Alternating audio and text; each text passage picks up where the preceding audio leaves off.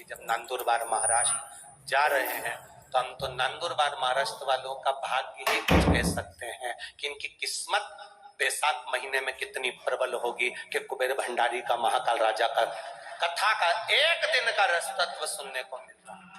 या तो एक क्षण 15 मिनट 10 मिनट 5 मिनट की विष्णु महापुराण की कथा मिल जाए, एक 10 मिनट की विष्णु पुराण की कथा मिल जाए, किसी की टीवी चल रही है तुम उसके यहाँ मिलने चले गए, किसी दुकान पर टीवी चल रही है कथा चल रही है और तुम उस समय पर सामान खरीदने चले गए, उसके व्यापार के लिए वहां पर चले गए। 5 मिनट की विष्णु पुराण अगर आपकी बुद्धि में चली गई, आपके चित्त में चली गई, श्रवण में चली गई, आपके हृदय में शंकर के प्रति एक 5 मिनट में भी विश्वास जाग गया तो समझ लो कि भगवान शंकर ने आपका हाथ पकड़ लिया। फिर तुम खड्डे में नहीं जाओगे, आपका डिमोशन नहीं प्रमोशन ही होता चले जाएगा, आपका डिमोशन नहीं होगा प्रमोशन होता चले जाएगा, आप उन्नति की ओर बढ़ते चले जाओ। जिनको घबराहट होती थी जरा सा चाय का ठेला लगाते, जरा सा सामान बेचने जाते, घबराहट होती धंधा चलेगा कि नहीं चलेगा, बिजनेस चलेगा कि नहीं चलेगा, कैसे चलेगा। आज छोटे छोटे व्यापारियों से जाकर पूछना जो छोटा छोटा काम करते थे, जो ठेला चलाते हैं, सब्जी का ठेला लगाते हैं, फल का ठेला लगाते हैं, फूल बेचने जाते हैं, जरा जरा से एक मटका एक जरा सी सुराई जो बेचने जाते हैं, इनकी धर्म पत्नियां जो शंकर भगवान को लोटा भर के जल चढ़ा रही हैं, उनके परिवार वालों से पूछना कि शिव पुराण के पहले और शिव पुराण के बाद में क्या अंतर आया। उसका एक अंतर मिला, उनकी पत्नियों ने शिव की आराधना करना चालू करी तो इनका व्यापार भी धीरे धीरे आगे बढ़ना प्रारंभ हो गया। आज हमारा भारत देश, हमारा राष्ट्र आज उन्नति के शिखर पर चढ़ रहा है क्योंकि धर्म, भजन, कीर्तन, संकीर्तन, सत्संग, राष्ट्रहित और भगवत भजन के साथ में अपने कर्म की प्रधानता में मेरा राष्ट्र का एक एक सपूत लगा हुआ है। अपने कर्म को प्रबल माना, अपने कर्म को प्रबल, अपने आप को इतना बोल्ड कर लो, अपने आप को इतना प्रबल कर लो कि वो पहले आप लोगों ने रामायण देखी कि नहीं देखी? अरे बोलो तो समझे, देखी? वो टीवी पे आई थी रामायण, उसमें क्या होता था, वो वहां से बाण छोड़ते थे तो वो जो भी लड़ने वाला था ना उसके पीछे ऐसा गोल चक्र चलता था, देखा आप लोगों ने? ऐसा वो बाण लेके और उसके ऊपर ऐसा गोल चक्रा चलता था, वहां से बाण आता और उनका कहीं नहीं बिगड़ता। क्यों? क्योंकि वो गोल चक्रा उसके आसपास घूमता रहता, घूमता रहता, घूमता रहता और बाण आता वापिस चले जाता, फिर वो बाण छोड़ता, इतने में ये गोल चक्रा फिर चलता रहता। तो तुमने टीवी में वो गोल चक्रा तो देखा, पर वो जिसने रामायण बनाई उससे पूछा कि दादा ये गोल चक्रा है क्या? जो व्यक्ति के आसपास में घूम रहा है और उसके पास में बाण नहीं आ रहा, उसके पास में पत्थर फेंका जा रहा है नहीं आ रहा, उसके पास में पहाड़ फेंका जा रहा है नहीं आ रहा, ये गोल चक्रा जो व्यक्ति के आसपास में घूम रहा है, ये गोल चक्रा है क्या? वो रामायण बनाने वाले से पूछ रहा था तो वो बताता, रामचरितमानस का संवाद सुनाकर बताता, ये गोल चक्रा कोई दूसरा नहीं, संत जिस शंकर भगवान का भजन करते थे, राक्षस जब पत्थर फेंकते थे तो संत के आसपास चक्र घूमना चालू हो जाता था। क्योंकि हम जिस शंकर का गुणगान करते हैं, शंकर भगवान मृत्यु लोक में रहते हैं, इसलिए वो ऊपर कहीं नहीं जाते, पृथ्वी पर जिस पर कष्ट आता है वो गोल चक्रे के रूप में घूमता हुआ उसके पास आ जाता है। वो शिव तत्व, वो घड़ी शंकर है। एक गाड़ी में 4 लोग भर के जा रहे हैं, 3 लोग एक्सीडेंट में मर गए, 1 बच गया। जब वो 3 मर गए, गाड़ी पिछला हो गई, सब नाश हो गया, तो ये कैसे बच गया? वो गोल चक्रा, इसकी दादी, इसकी नानी, इसकी माँ, इसके बच्चे कुछ ना कुछ शंकर को 1 लोटा पानी चढ़ाते थे तो वो गोल चक्रा आज भी घूमकर उसको 3 मर गए पर इसको खींचकर बाहर लेकर आ गया, वो 1 बच गया। आप भी बैठे हो इतने सारे, आपने भी कई एक्सीडेंट देखे होंगे किसी ना किसी के, कोई बचकर आ गया तो लोग कहते हैं भगवान ने बचा लिया, बहुत बड़ी घटना थी, बच गए, परमात्मा ने बचा लिया। वो गोल चक्र आज चल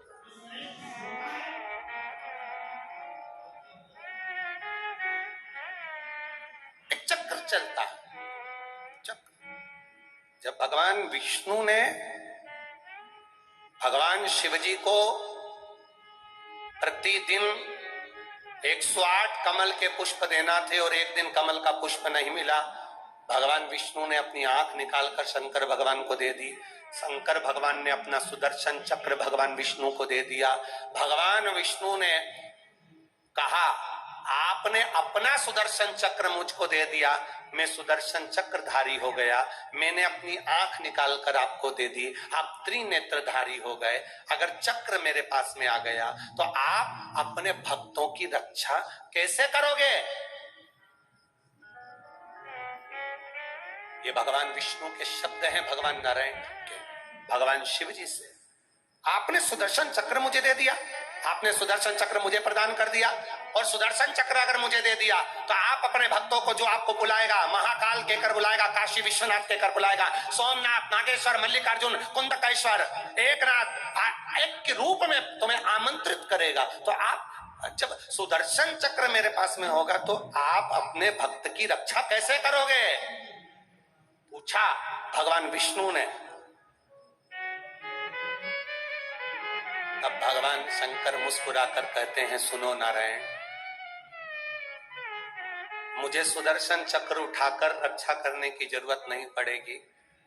जो नारी, पुरुष, बच्चा, बूढ़ा, जुवान शंकर भगवान पर, शिवलिंग पर जब एक लोटा जल चढ़ाता है, वो जल मेरे शिवलिंग के चारों तरफ घूमता है और घूमने के बाद वो जल फिर चरण से नीचे जाता है। तो जिस समय वो एक लोटा जल चढ़ाता है, सुदर्शन चक्र में उनको भी उसी समय पर दे देता हूं, इसलिए मुझे जाने की जरूरत नहीं पड़ती, उसका एक लोटा जल उसकी रक्षा कर लेता है, मुझे नहीं जाना पड़ता।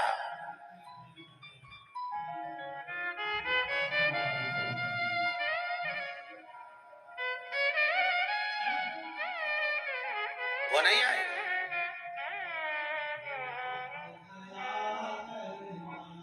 तुम्हारा पेट दुखेगा तो दौड़ दौड़ के क्या राष्ट्रपति आएगा? अरे बोलो तो जम के। तुम्हारे शरीर में कष्ट होगा तो क्या दौड़ के राष्ट्रपति आएगा? नहीं आएगा। वहां तुम्हारा कितना भी परिचितों पर नहीं आएगा, फोन लगाएगा किसको? नगर के कलेक्टर को, कलेक्टर से कहेगा तू मालूम कर, वो एसपी को, एसपी से कहेगा एसडीएम को, एसडीएम से कहेगा टीआई को, टीआई से कहेगा फिर कांस्टेबल को, कांस्टेबल जाकर मालूम करके आएगा, फिर एक साथ में पटवारी को ले जाएगा, न तहसीलदार ले जाएगा, न पता करेगा कि वहां उस जगह पर फलाना फलाना व्यक्ति रहता है, पता करो उसके पेट में दर्द हुआ, पता करो उसको यह कष्ट हुआ। वो नहीं आया। मेरा महाकाल राजा कैलाश पर बैठता है, कष्ट तुम्हें होता है, वो नहीं आता। वो क्या करता है? तुमने जो एक लोटा जल समर्पित करा, वो जल बहकर नीचे की ओर गया, जहां जल गिरता है वहां से लेकर जिस जगह तक जाता है वहां 33 कोटि देवी देवता रहते हैं। मेरा महादेव कहता है जरा पता करो इसको कष्ट क्या है, कष्ट क्या है मालूम करो जाकर। खुद गया, फिर बाद में मालूम पड़ा कि किसी ने मक्कारी कर दी, वो वहां तक नहीं गया, तब मेरा काल अधिपति फिर आया, फिर आया। और अंत समय प्रभु वचन दिया तो निभाना पड़ेगा। आए ना आए प्रभु कुटुंब कबीला, अंत समय प्रभु आना पड़ेगा। और वचन दिया तो निभाना पड़ेगा। उसको पुकारा, उसको बुलाया, वो आया। पहले भेजा उसने अपने गणों को, जाओ जरा पता करो क्या तकलीफ, क्या कष्ट, क्या बीमारी। देखो, विश्वास मत डगने देना। मेरी माताओं, मेरे भाइयों, तुम ये कभी मत सोचना कि लोग हमको देखकर हंसेंगे। मेरे नवयुवक बेटा बेटियों, तुम जीन्स पहनो, टी शर्ट पहनो, तुम टाई लगाओ चाहे केप लगाओ, पर तुमसे निवेदन केवल इतना है कि शंकर के मंदिर जरूर जाओ। दुनिया के लोग जो हंसते हैं, पहले दुनिया के लोग हंसते हैं जब आप शुरुआत करोगे जाने की मंदिर तक, देवालय तक, कथा तक।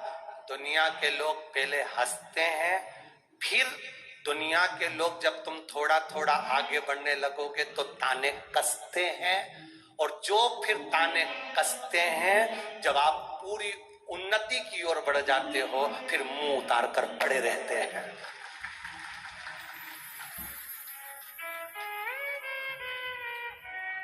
आप बढ़ोगे, वो ताने कसेंगे, हंसेंगे, हंसने दो। वो कहेंगे पागल हो गई, पगला हो गया। साथ वाले कहेंगे तू इतनी पढ़ी लिखी होकर, इतनी ग्रेजुएट होकर, इतने अच्छे कॉलेज में पढ़कर भी तो शंकर जी के मंदिर जाती है, तो शिव जी के मंदिर जाती है, इतनी पढ़ी लिखी होकर।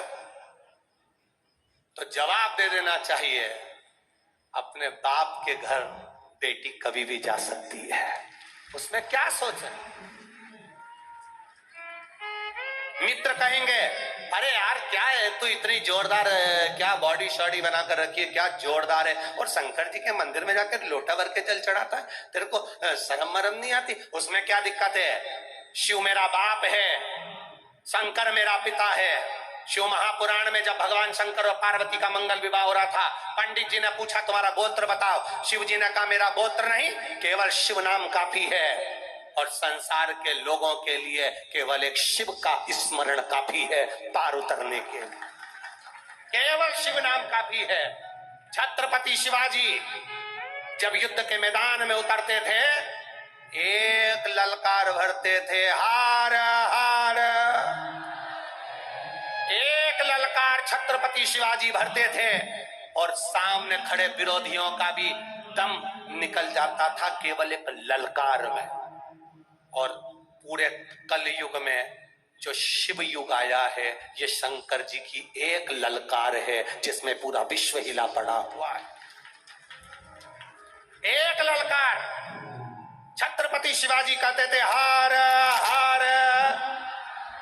एक ललकार थी, एक ललकार।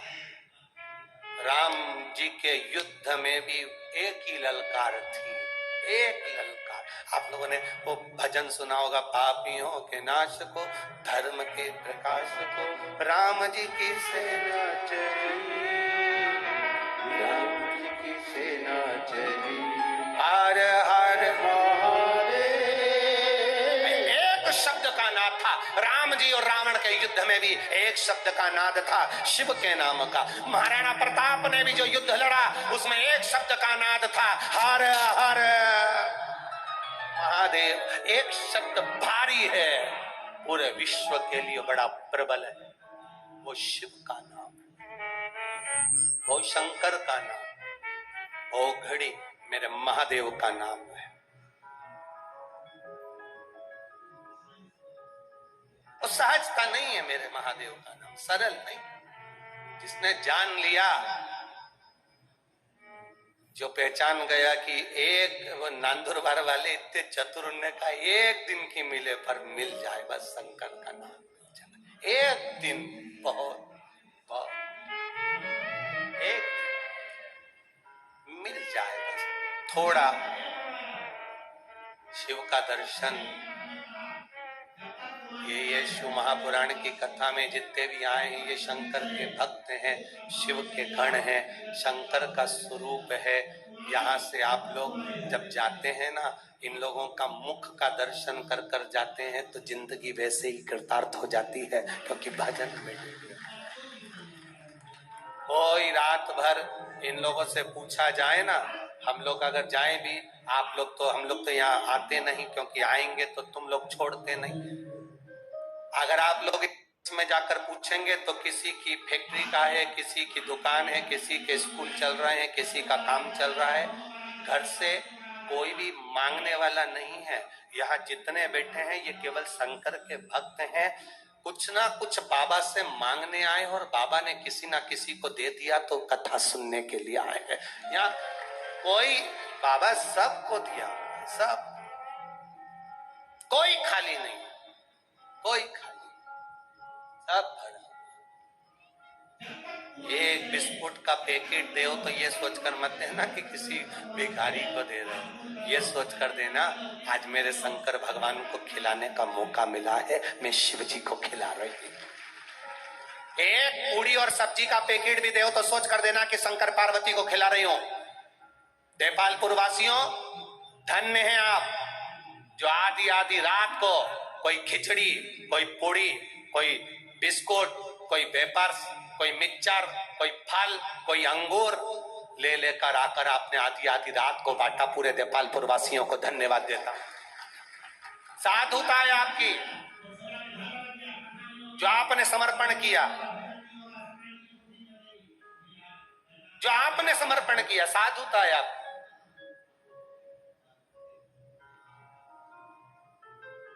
कुछ लोग कह रहे थे, एक पत्र कल आया था, उस पत्र को आप, एक माता जी ने कहा गुरुजी रात्रि को जब वो कुछ लोग बांटने आते हैं तो बहुत सारे लोग भीड़ कर लेते हैं। ये मेरा विश्वास, शिव महापुराण की कथा में बैठते बैठते सालों हो गए, मेरा विश्वास कहता हूं जो नियम की कथा सुनने के लिए 7 दिन के लिए आते हैं, आसन बिछाकर दरी बिछाकर बैठते हैं, मेरा विश्वास कहता है वो भीड़ लगाकर बाहर तुम्हारे पास खड़े होकर मांगने कभी नहीं मिलेंगे। वो अपनी जगह पर ही बैठे रहते हैं, देने वाला आता है तो अंदर आकर उनको देकर जाता है। भीड़ तो दूसरे लगा लेते हैं। भीड़ वो लगाते हैं जो कथा के लिए कभी नहीं आए, केवल रात्रि को बंटता है तो चलो खाने के लिए आ जाए, भीड़ वो बढ़ा सकते हैं। और श्रोता जो पंडाल में तरी बिछाकर बैठ गया बेग लेकर, नहीं जाता बाहर। उज्जैन महाकाल की धरा पर शिव महापुराण की कथा हुई। कथा इधर हो रही थी, रोड के पार भोजन था। श्रोता अपनी जगह छोड़कर सामने के पंडाल में खाना खाने भी नहीं जाता था। क्यों? सुबह का खाना रात को खाएंगे, क्योंकि दिन में आराम से कथा सुन लेंगे, शाम को फिर आराम से भोजन करने जाता था। श्रोता किसको कहते हैं? कभी पंडाल में आकर देखिएगा, इनका काम भीड़ बढ़ाने का नहीं। कई लोगों को मालूम पड़ जाता है कि रात्रि को बांटने वाले आते हैं तो बहुत सारे इकट्ठे हो जाते हैं, हमको दे दो, हमको दे दो, हमको। और ये नहीं उठते। जो श्रेष्ठ श्रोता है वो अपना जगह नहीं छोड़ता है। आपका मन है तो आप आकर, वो तो अगर आप बिस्कुट भी बांट रहे हो तो हाथ भी नहीं उठाते, वो तो देर हो गए तो झोली में डालकर चले गए तो ले लिया, नहीं तो जा। उसका भजन मूल है, उसका शिव तत्व मूल है, उसका कीर्तन मूल है, उसको मतलब ही नहीं है।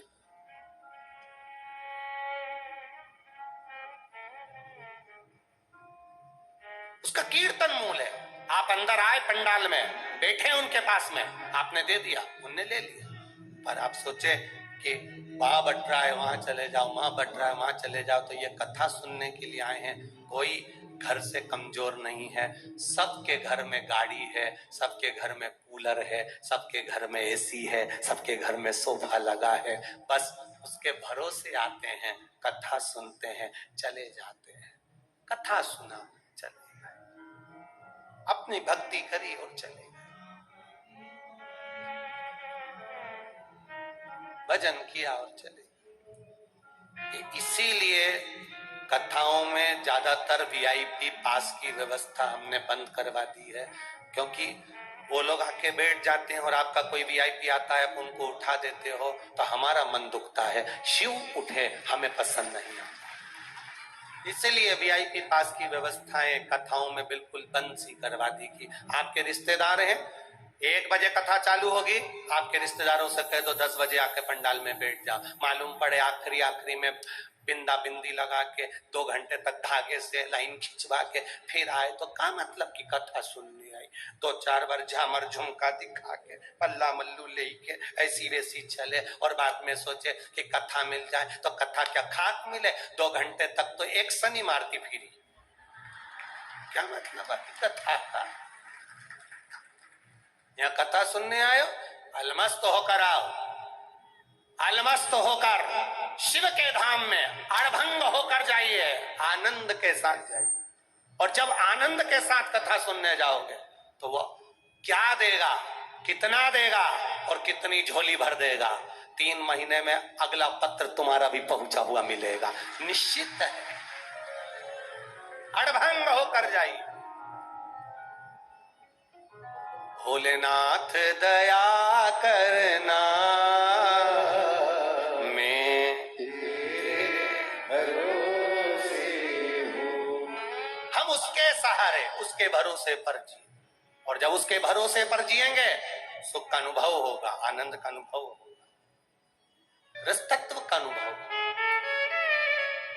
क्या क्या मिलता है? कोई लीवर वाला, कोई किडनी वाला, कोई कैंसर वाला, कोई बच्चे नहीं, क्या मिलता है इनको? केवल शिव पुराण में जाकर बैठ गए और विश्वास लेकर चले गए, एक कंकर शंकर को पूज लिया, चले, हो गई 7 दिन। आज कथा का कौन सा दिन है? 7वां। ये निकल गए 7 दिन। कोई अच्छा बोलेगा, कोई बुरा बोलेगा, कोई गलतियां निकालेगा, कोई इसमें से ऐब निकालेगा। जिसकी बुद्धि में ऐब भरा होगा, गलती भरी होगी, जो खुद गलती से ही जन्म ले लिया होगा, बस कोई दिन भर गलती छाटता फिरेगा। और जो अच्छा है, जिसने जिंदगी में अच्छा ही देखा, अच्छाई से पैदा हुआ, उसने पूरी कथा में अच्छा देखा। बहुत आनंद हुआ साहब। अपने देपालपुर में कथा हुई, देपालपुर का आनंद रहा, व्यापारियों का व्यापार चला, अपने देपालपुर में कथा हो गई। देपालपुर की कथा देपालपुर नगर में हुई। कंकर कंकर नारायण लक्ष्मी विराजते हैं। शंकर भगवान खुद कथा करने के लिए देपालपुर 3-3 बार आ गए। ये शिव कृपा है। अच्छा देखने वाले ने अच्छा देखा, बुरा देखने वाले ने बुरा देखा। 24 घंटे टेंशन में पड़ा रिया, अच्छी कैसे हो गई, अच्छी कैसे हो गई। और कल पानी आ गया, बिजली कड़क के, इन्हें जाके नारियल फोड़ा होगा हनुमान जी के, बहुत बढ़िया, और गिरा और गिरा और गिरा, अच्छी कैसे हो गई। अरे इतना पानी गिरा, इतनी आंधी चली, इतनी हवा चली, उसके बाद भी सवेरे 9 बजे फिर कथा चालू हो गई। पापड़ा 3 दिन खाना नहीं खाएगा, 3 दिन फिर कथा चालू हो गई। आखिर ये जरूर, मुझे तो लगता है ये सियोर वाला महाराज कुछ ना कुछ, ऐसा लगता है सियोर वाला जरूर कुछ। और फिर कहूं, हम ना तो विद्या जानते, न तंत्र जानते, न मंत्र जानते, हमारे पास न भभूति है न बेल है, हमारे पास तो केवल काल अधिपति महाकाल राजा, उसका विश्वास, उसका भरोसा, उसकी दृढ़ता, उसका आनंद, कुछ है नहीं। वो है तो क्या सोचो। सुखाए तो पहले महादेव से कहो कि सबसे आगे तुम चलो, दुख आए तो महादेव से कहो सबसे पहले तुम चलो। सुख में भी आगे करो उसको, दुख में भी आगे करो उसको। जब सुख में भी महादेव आगे रहेगा और दुख में भी महादेव आगे रहेगा, तुम्हें चिंता करने की जरूरत नहीं पड़ेगी, तुम्हें डोलने की जरूरत नहीं पड़ेगी। बस उसकी अविरल भक्ति तुम्हें मिलती है, अविरल। शिव कथा कह रहे, भगवान शंकर का संवाद कह रहा, शिव तत्व कह रहा।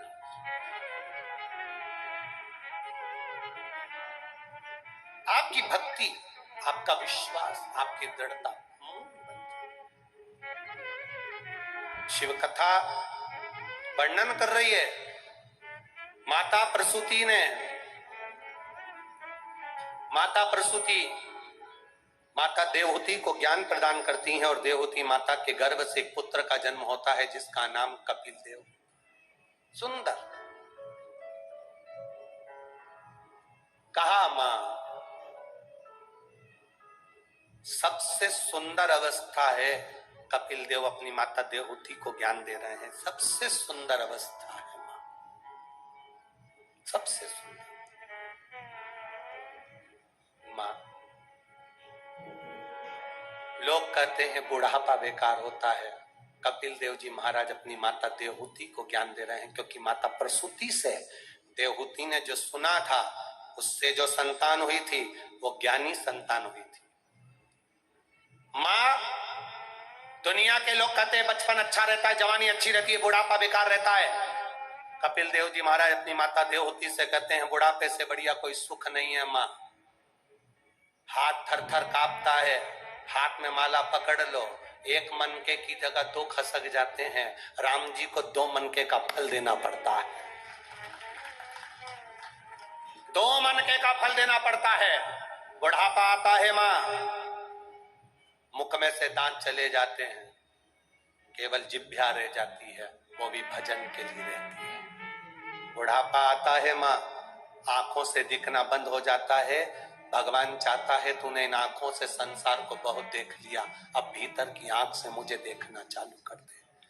बुढ़ापा आता है माँ तो कानों से सुनना बंद हो जाता है। भगवान कहता है इन कानों से सबकी सुनी है, अब भीतर से परमात्मा की सुनना चालू कर दे। बुढ़ापा आता है तो घुटने काम करना बंद कर देते हैं माँ। भगवान चाहता है संसार में बहुत घूम ली, अब घर में बैठकर भजन कर ले। बुढ़ापा आता है तो हाथ काम करना बंद कर देते हैं माँ। भगवान कहता है इन हाथों से संसार की बहुत सेवा कर ली, अब जितना बन जाए भगवान का गुणगान कर ले, माला जप ले, कीर्तन कर ले। ये शरीर बुढ़ापे में भगवान अपने अनुकूल कर लेता है, इच्छाएं समाप्त हो जाती है। जिन बच्चों को पाल पोस कर बड़ा करा वो जब शब्द कहना चालू कर देते हैं, ताने मिलते हैं, तो मन भजन में लगना प्रारंभ हो जाता है माँ। ये भजन साधारण नहीं होता। बुढ़ापा लोग कहते हैं दुनिया के लोग देख कर रोए, कपिल महाराज माता देवहूति से कहते बुढ़ापे जैसा सुख नहीं, भगवान का भजन करने का मौका मिला है। शरीर चले तुम्हारा, पहले भी कथा में कहा, जब तक तुम्हारे घर में चले और तुम्हारा शरीर चले, जब तक शरीर चले खूब कथाओं में चले जाओ, तीर्थ चले जाओ, भजन में चले जाओ, और जब तक तुम्हारे घर में चले तब तक दान करो, पुण्य करो, सत्कर्म करो, भगवान का भजन करो। जिस दिन तुम्हारी घर में तुम्हारी चलना बंद हो जाएगी, बच्चों की चलना प्रारंभ हो जाएगी, तब 5 रुपए भी तुम किसी को नहीं दे सकते। इसलिए आज अपना शरीर चले और आज अपने घर में चले तो दान भी करो, कथा भी सुनो, और भजन भी करो, और संकीर्तन भी करो उसका भजन। बाद में तुम्हारे घर में चलना बंद हो जाएगी, बच्चों का राज्य जाएगा, बहुओं का राज्य जाएगा, बच्चों का राज आएगा। एक जरा सा भी तुमने दान करा तो तुरंत बच्चों की निगाह में आ जाएगा, बहू भी कह देगी पति से टोकरा तो लुटाने में लगा है। तुरंत सबसे जोरदार काम करा है कैलाश पटेल जी तुमने।